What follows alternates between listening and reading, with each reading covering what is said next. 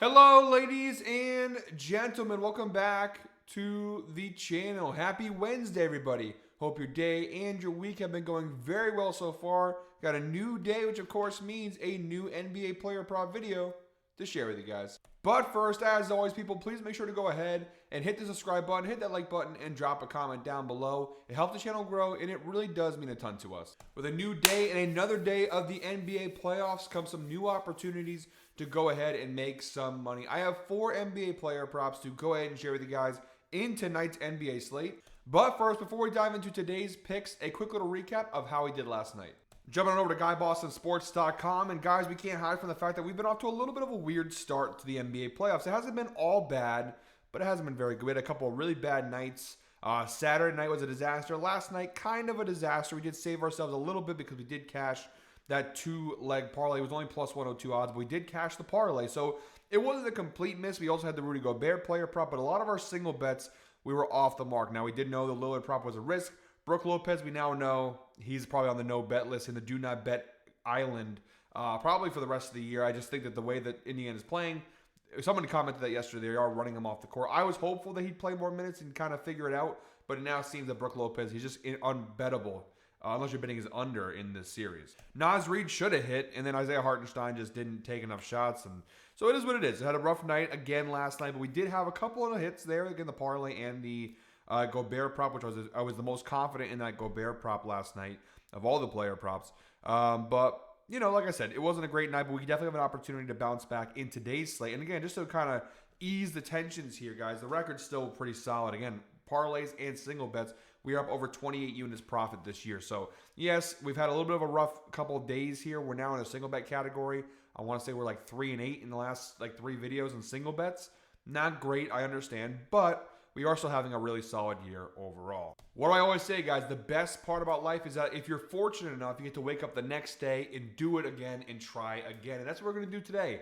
4 player props coming your way right now. All right, guys, jumping right into the outlier screen. Our first player prop in today's slate comes from the Magic-Celtics game, 7 p.m. tip-off. We're going Paolo Banchero of the Orlando Magic over 26.5 points. We're getting this one for minus 114 over on FanDuel. It is available on multiple sports books for varying odds. And I'll be honest, guys, I was scared to death to bet anything in this game because right now, Jason Tatum is a game-time decision. Obviously, it's a bit of a bone bruise. We know Jaylen Brown isn't 100% healthy coming into the playoffs. He's playing, but we know he's also got a little bit of an injury he's battling.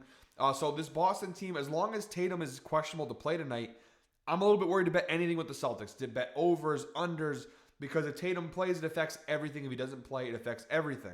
The one player prop I still like, though, regardless of anything, if Tatum plays or doesn't play, is Paolo Banchero over 26.5 points. Now, I'll be honest, from an overall data standpoint, it's not great because this line is clearly elevated. Overall, this year, just a 42% hit rate on this over, 20 out of 48 games. He's cashed the over, averaging 25.92 points per game this year. Again, normally this line would probably not be this high, it'd probably be a point or two lower, and honestly, if you did eliminate a point or two, the data would obviously look a lot better. So why do I like this player prop? Well, he's been on a pretty good run of late. 5 of his last 10 games. He's cashed the over, averaging 27.5 points per game. Even the last 20 games, a 60% hit rate, averaging 29.1 points per game over his last 20 games. When Orlando has needed him to step up, he does, because right now this Magic offense is anemic, has been anemic most of the year, but the one guy who can change that is Paolo, and he usually is the one guy who does change that for Orlando. And look, from a head-to-head perspective, the data has not been fantastic either, but you do have a couple of games, including, more importantly, Game 1, where he had a really phenomenal performance, 36 points in a Game 1, a game where Orlando lost by 17 points. Now, he shot the ball very well. He took 27 shots in that game, shot 14 for 27 from the floor. But again, he had 36. We only needed 27. So even if he didn't shoot as well, you eliminate 3 shots there, we still have a cash for us. Ultimately, here's the big important things as to why I think this is going to hit. All right, first and foremost, the minutes. He played almost 43, a little over 42, almost 43 minutes in Game 1. That's going to be probably consistent. They need him to be on the court. They can't have him off the court because, again, he's the only consistent source of offense for this team. No one else. Maybe Franz Wagner, but he's way more inconsistent. Paolo is the guy. He is the go-to guy. Without him, the offense doesn't run, and let's be honest, the offense barely runs to begin with. So in a game where they lost by 17 points, he played 42 minutes. You know he's going to play a lot of minutes here again tonight. Obviously, they lose this game. They go down 0-2. Now you're looking at a really tough spot series-wise. It's a very important game. You know he's taking a lot of shots. He's averaging 21 shots attempts per game, over the last 6 matchups with Boston. He had 27 shot attempts in game 1. If you go ahead and look at even just the last 10 games, the number of shot attempts, he's averaging 21.3 shot attempts per game, and more often than not, he's taking at least 20. So he's going to play a lot of minutes. He's going to take a lot of shots. And also the big thing here is that Boston, who typically are pretty solid defensively versus power forwards, they're top 10 in the league. Tatum, if he does play, you know he's got a bone bruise. You know he's a little bit hindered right now with an injury. How solid is he going to be defensively against Paolo? Look, game 1, he was mostly healthy, and Paolo had 36 points. With a dinged-up Tatum, how is he going to play defensively against Paolo? Could be a good matchup. And if Tatum doesn't play, it could be also a really solid matchup, because then who's going to be guarding him defensively? Probably Jaylen Brown. We'll see. My point being that the Tatum injury also plays into this player prop for Paolo, and I think, again, he scored 36 with Tatum on him. With Tatum being dinged up, it could honestly be a better matchup for him in this spot. And like I said, for the Magic, it's Paolo or nothing. And I think Paolo's going to come through for us here. Again, it's a little bit of a high line, I understand. And obviously, these guys who have these great game 1 performances, sometimes the better strategy is to fade them. But I do think Paolo in this spot is a good place to tail him, because again, I think when you look at Orlando, he's going to play a ton of minutes, a ton of shots, and someone's got to score for this team, and more often than not, it's Paolo. So for minus 114 odds, I think it's definitely worth taking a stab at. All right, guys, our second player prop in today's slate. We're moving on to the Heat-Cavs game, 7:30 p.m. tip-off. We're going Donovan Mitchell of the Cleveland Cavaliers over 29.5 points plus assists, minus 145 on DraftKings. A little juiced, yes, but I still think it's worth the value. And similar to the Paolo prop, this is a guy who had a very solid game 1 performance that we're going to go ahead and see if he can't duplicate it again here in game 2. Now, unlike Paolo, the overall data for Donovan Mitchell across the board is really, really strong. 7 of his last 10 games, he's cashed the over, averaging 29.5 points plus assists per game over his last 10. So far this year, a 51% hit rate on the over for Donovan Mitchell. 37 out of 72 games he's cashed the over, averaging 29.01 points plus assists per game overall this season. And even from a head-to-head perspective, 4 of his last 5 matchups against the Miami Heat, including game 1 of the playoffs, he's cashed the over. That's an 80% hit rate, averaging 31 points plus assists per game over the last 5 matchups. They played 4 times this year. He's cashed the over in 3 of those 4 games. And like I said, in game 1, a really solid performance, 30 points and 4 assists, and what was a really nice win there for Cleveland in game 1. Donovan Mitchell played 33 minutes, which is pretty solid. You know he's going to play in the playoffs around that mark. And he did shoot 11 for 19, so he shot the ball very, very well. You could make the argument, is he going to shoot as well? Definitely to be determined here. Also, the potential assists, he had 5 potential assists. He finished with 4. Ultimately, my big thought process with this one is I just don't know if Miami can really guard him. Tyler Hero really struggled defensively in game 1. Now, Miami normally versus shooting guards, they're actually pretty solid. 2nd in points allowed, 14th in assists allowed overall this year. However, we do go ahead and go down to the shooting guard performances. Again, Donovan Mitchell. Ty Jerome even had a phenomenal game 1. Karis LeVert. All 3 of their shooting guards cashed their overs. Excuse me, the Karis LeVert, former Cleveland Cavalier. But you do see some shooting guards having a lot of success here against the Miami Heat defense, specifically that Cleveland game. Like I said, Ty Jerome and Donovan Mitchell both had field days going up against Tyler Hero. I'm not certain that he can go ahead and step up and defend Donovan Mitchell. And I think when it comes to offense, Cleveland's going to lean on Mitchell and Garland a lot in this series, because I do think down low, Miami with Bam Adebayo and Kelly Ware, they do have some pretty solid rim protectors. Pretty solid defense down low in the paint, specifically with Bam Adebayo, obviously one of the better defensive big guys in the league. So I do think from an offensive standpoint, Mobley and Allen, how much you're going to rely on those guys, I don't know. That could be proven wrong there. But I do think the better matchup for Cleveland is to utilize Garland and Mitchell offensively and attack the weaknesses Miami's defense presents. Risky to go ahead and tail this one. Everything's a risk, honestly, if you talk about sports betting. But I do think I'm very curious to see. I could be proven wrong here, but I want to see if Tyler Hero can do anything defensively to slow him down, because it didn't look like he could in game 1. Mitchell, I think, is going to have another really big game here. He could have a really big series in general. But I really like the spot. Minus 145, kind of juiced, yes, but I think it's definitely worth the risk here. So that's our second player prop in today's slate. By the way, guys, we're about to hit the 10-minute mark in today's video. So if you are still watching, please comment 10 down below. I really do appreciate you guys who stick through and watch through the entire video, especially when we don't have a great night the night before. The fact that you guys don't lose the faith, you still watch through, you still listen to me ramble on and on. I appreciate you guys a lot. So comment 10 down below if you are still watching at this point in today's video. And by the way, guys, if you like anything that you see here in this video on the screen, all the data, all the information, and you want access to a tool like this, we do offer a special link down below in the description. thanks to the sponsor of our video and the source of all this data, Outlier. We offer a link down below in the description, 7-day free trial to go ahead and check it out for yourself. It really is the best sports betting tool on the market. Again, I know the last couple of days haven't been great, but the season numbers for us have been fantastic. We're up over 28 units profit on the year from parlays to single bets across all categories.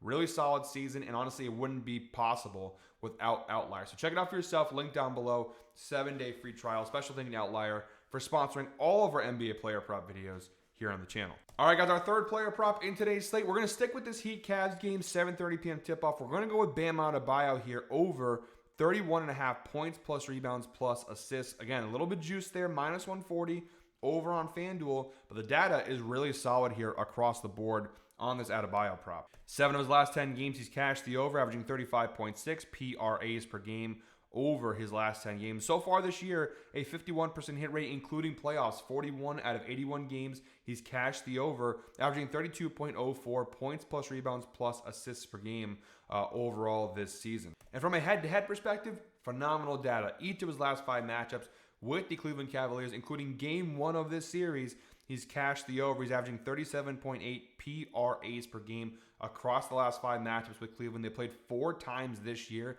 He's cashed the over in all 4 matchups this season, again, including game 1 of this series. And if you look at Cleveland defensively versus power forwards, has not been their strength this year. 19th in points allowed, 27th in rebounds, 22nd in assists. If you narrow that down to the last 15 games, it's about there, a little bit better for Cleveland defensively, but they are still middle of the road, slightly bottom half of the league in a lot of those key categories versus power forwards. Obviously, with Kelly Oubre playing most of the minutes at center, Adebayo plays a lot of minutes at the power forward spot, which I think is a better fit for him, honestly. So you've got a solid defensive matchup here. You've got a pretty good track record from a data standpoint, but you also added the fact that you're going to get obviously more minutes. You're going to get more shot attempts. And this Miami team right now, they're a playing team. Personally, the biggest flaw in the NBA right now, and again, I know the playing tournament, it's exciting to a degree. The biggest flaw right now is the fact that a 10 seed like Miami can make the playoffs because this team was not good. Now, part of that was the Jimmy Butler fiasco. I get it. But even post-Butler trade, this team was not good. Granted, they beat Chicago and they beat Atlanta. So, you listen, they got their way in. Should they have had a chance? I think that's the moral flaw of the play-in is a team like Miami, should they even have a chance at the playoffs. Sorry to Heat fans who disagreed, but I don't think this team is worthy of playoff spot. I think they're going to get swept in this series, rightfully so. But obviously, look, this Miami team, they're not that great. Bam Adebayo and Tyler Hero, in terms of offense, they are the 2 go-to guys. Hero, I think he's going to have a little bit of a better game here in game 2, but I think Bam Adebayo has the better matchup, honestly, in this series. And you see game 1, obviously, looking at the minutes played almost 40 minutes. I'm assuming he's going to play somewhere in that ballpark, unless it's a massive, crazy blowout. And honestly, look at a lot of these games, 20-point blowout, 21-point blowout, 9-point win for Miami there, 5-point win for Cleveland. So 2 of these games have been blowouts. He still cashed the over in those blowout performances. But he's going to play a lot of minutes, obviously. They need him to play a lot of minutes. They can't have him sit really at all, which is obviously good for us. You know he's going to play a ton of minutes here. And you know the shots. He took 22 shots in game 1. He didn't even shoot the ball that great, 45% from the floor. But 10 for 22. And then you look at the rebound chances. He had 15 rebound chances. He had just 2 potential assists, but plenty of opportunities for him to do even more than we already did in game 1. And putting a little filter to show the minutes play, we're going to do between 36 minutes and 40 minutes here just to show.